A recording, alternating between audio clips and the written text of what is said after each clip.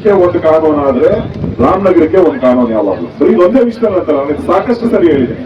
ಆಗ್ಲೇ ಹೇಳ್ದಂಗೆ republic of Ramanagara ಅಂತ ಏನಾರ ಮಾಡ್ಕೊಂಡು ಇವ್ರದೇ ಕಾನ್ಸ್ಟಿಟ್ಯೂಷನ್, ಇವ್ರದೇ ಲಾ ಅಂಡ್ ಆರ್ಡರ್, ಇವ್ರದೇ ಕಾನೂನು. ಇವತ್ತು SIR ಪ್ರಕ್ರಿಯೆಯಲ್ಲಿ ಎಲ್ಲಾ ನಿಯಮಗಳನ್ನು ಗಾಳಿ ತೂರಿ ಒಂದು ಸಮುದಾಯಕ್ಕೆ ಸಂಬಂಧಪಟ್ಟಂಗೆ ಸಾಮೂಹಿಕವಾಗಿ ಒಂದು ಕನ್ವೆನ್ಷನ್ ಹಾಲ್ ಅಲ್ಲಿ, ಒಂದು ಮ್ಯಾರೇಜ್ ಹಾಲ್ ಅಲ್ಲಿ ಕುತ್ಕೊಂಡು ಇವರು ಮನೆಗೂ ಹೋಗಿ ಒಂದಲ್ಲ ಎರಡಲ್ಲ 3 ಸರಿ ಮನೆಗೂ ಹೋಗಿ ಪ್ರಕ್ರಿಯೆ ಮಾಡಬೇಕು ಅಂತ SIR ತುಂಬಾ ಸ್ಪಷ್ಟವಾಗಿ ನಿಯಮಗಳಿವೆ. ಅದನ್ನೆಲ್ಲಾ ಗಾಳಿ ತೂರಿ ಇವತ್ತು ಇವರು ಏನ್ ಮಾಡ್ಲಿಕ್ಕೆ ಹೊರಟಿದ್ದಾರೆ ರಾಮನಗರನ. ನಮ್ಗೆ ಯಾವುದೇ ನಂಬಿಕೆ ಇಲ್ಲ, ಈ ಜಿಲ್ಲಾ ಆಡಳಿತದ ಮೇಲೆ ಯಾವುದೇ ನಂಬಿಕೆ ಇಲ್ಲ. ಇಲ್ಲಿರ್ತಕ್ಕಂಥ ಜಿಲ್ಲಾಡಳಿತ ಕಂಪ್ಲೀಟ್ ಆಗಿ ಕಾಂಪ್ರಮೈಸ್ ಆಗಿ ಇದೇ ಜಿಲ್ಲೆಯವರಾದ ಮುಖ್ಯಮಂತ್ರಿಗಳ ಅಳತೆಯಂತೆ ನಡೀತಾರೆ ಅಷ್ಟೇ.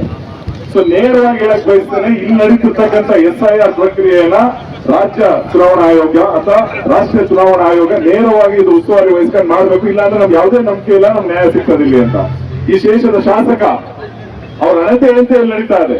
ಯಾವುದೇ ಹೆಸರುಗಳನ್ನ ಕೈ ಬಿಡಬಾರ್ದು. ಒಂದು ವರ್ಗಕ್ಕೆ ಸೇರಿದಂತ ಜನಗಳು ನಾವು ಯಾರನ್ನೂ ಕೈ ಬಿಡಿ, ಅವ್ರನ್ನ ನಿಯತ್ತಾಗಿರ್ತಕ್ಕಂಥ ನ್ಯಾಯಯುತವಾಗಿರ್ತಕ್ಕಂಥ ಯಾವುದೇ ಹೆಸರನ್ನ ಕೈ ಬಿಡಬೇಡಿ ಅಂತ ನಮ್ಮ NDA ವತಿಯಿಂದ ನಾವು ಸ್ಪಷ್ಟವಾಗಿ ಹೇಳಿದ್ದೇವೆ. ಹಾಗಾಗಿ ನಾನು ತುಂಬಾ ಸ್ಪಷ್ಟವಾಗಿ ಹೇಳೋದೇನು ಅಂದ್ರೆ, ನಮ್ಗೆ ಜಿಲ್ಲಾ ಆಡಳಿತದ ಮೇಲೆ ಯಾವುದೇ ನಂಬಿಕೆ ಇಲ್ಲ. ಹಾಗಾಗಿ ರಾಜ್ಯ ಮತ್ತು ರಾಷ್ಟ್ರೀಯ ಚುನಾವಣಾ ಆಯೋಗ ಇದನ್ನ ಉಸ್ತುವಾರಿ ವಹಿಸಿಕೊಂಡು ಈ ಪ್ರಕ್ರಿಯೆ ಇದುವರೆಗೂ ಏನ್ ನಡೆದಿದೆ ಇದನ್ನ ಸ್ಥಗಿತಗೊಳಿಸಿ ಮುಂದೆ ಅವರ ಒಂದು ಸೂಪರ್ವಿಷನ್ ಅಲ್ಲಿ ಮುಕ್ತವಾಗಿ ಎಲ್ಲ ನಿಯಮಗಳನ್ನ ಪಾಲನೆ ಮಾಡಿ ಇಲ್ಲಿ ನಡಿಬೇಕು ಅಂತ ನಾವು ಆಗ್ರಹಿಸ್ತೇವೆ. ಇದೇನಾದ್ರು ಸ್ವಲ್ಪ ಮಾನ ಮರ್ಯಾದೆ ಇತ್ತು ಸ್ನೇಹಿತರ, ಒಂದು ವಿಷಯ ನಾನು ಹೇಳ್ತೇನೆ. ಇವತ್ತೇನ್ ನಡೆದಿದೆ ರಾಮನಗರದಲ್ಲಿ ನಿಖಿಲನವರ ಸಮಕ್ಷದಲ್ಲಿ ನಾನು ಈ ವಿಷಯನ ಪ್ರಸ್ತಾಪ ಮಾಡ್ಲಿಕ್ಕೆ ಇಷ್ಟಪಡ್ತೇನೆ. ಮುಂಬರ್ತಕ್ಕಂಥ ಚುನಾವಣೆಗೆ ಒಂದು ಮುನ್ಸೂಚನೆ ಆಯಿತು. ಇವ್ರು ಯಾವ ರೀತಿ ಅನ್ಯಾಯ ಮಾಡಿ ಎಲೆಕ್ಷನ್ ಗೆಲ್ಲಿಕ್ಕೆ ಹೊರಟಿದ್ದಾರೆ. ಮುಖ್ಯಮಂತ್ರಿ ಆಗಿ 2 ಅವರ್ ಆಗಿಲ್ಲ, ಹಾಗೆ ಭಾಷಣ ಅವ್ರು ನಾನು 7 ವರ್ಷ ಇರ್ತೀನಿ, 7 ವರ್ಷ ಏನ್ ಮಾಡ್ತಾರೆ, ಜನಕ್ಕೆ ಏನ್ ಮಾಡ್ತಾರೆ, ಸರ್ಕಾರ ಹೇಗ್ ನಡೆಸಬೇಕು, ಭ್ರಷ್ಟಾಚಾರ ಹಾಳಾಗಿರೋದು ಏನೇನು ಅವೆಲ್ಲ ಏನಿಲ್ಲ. ಹೌದು, ಅವರ ಮೊದಲನೇ ಮಾತೆ ನಾನು 5 ವರ್ಷ ಇರ್ಬೇಕೋ ಬೇಡ, 28 ಬರ್ಬೇಕೋ ಬೇಡ.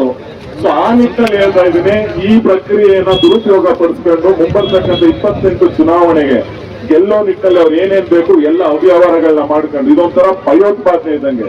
ಮೂಲಭೂತ ನಮ್ಮ ವೋಟಿಂಗ್ ರೈಟ್ಸ್ ನಮ್ಗೆ ಬೇಸಿಕ್ ರೈಟ್ಸ್, ಅದರಲ್ಲೇ ಅವ್ಯವಹಾರ ಮಾಡಿ ಅಂತ ಹೊರಟಿರ್ತಕ್ಕಂಥ ಈ ಭ್ರಷ್ಟ ಕಾಂಗ್ರೆಸ್ ಸರ್ಕಾರ, ಈ ಮುಖ್ಯಮಂತ್ರಿ ಆಗಿ ಈ ಕ್ಷೇತ್ರದ ಶಾಸಕರಿಗೆ ಧಿಕ್ಕಾರ ನಾವು ಹೋಗಿ ಈ ಒಂದು ಪ್ರಕ್ರಿಯೆನ ಇಲ್ಲಿಗೆ ಸ್ಥಗಿತಗೊಳಿಸಿ ಮುಂದೆ ಚುನಾವಣಾ ಆಯೋಗದ ಒಂದು ನೇತೃತ್ವದಲ್ಲಿ ಪ್ರಕ್ರಿಯೆ ನಡೀಬೇಕು ಅಂತ ಕೇಳ್ಕೊತ ನನ್ನ ಮಾತು